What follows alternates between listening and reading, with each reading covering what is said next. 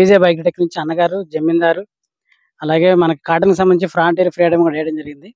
ఇప్పుడు జమీందార్‌తో పాటు బలరామ్ అనే వెరైటీ కూడా ఇది 2222 సెగ్మెంట్ బలరామ్ అనేది.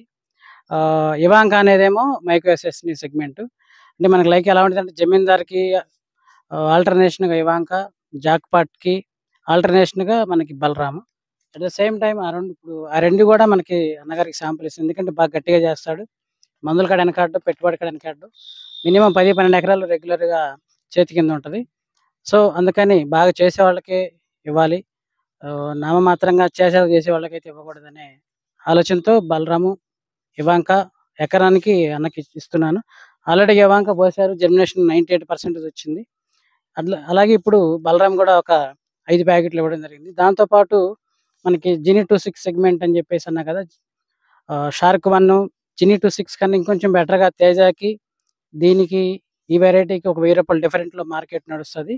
బట్ మనకి క్లాసిక్ కన్నా అంత హెవీ టాలరెన్స్ ఇందులో 2007లో ఉంది.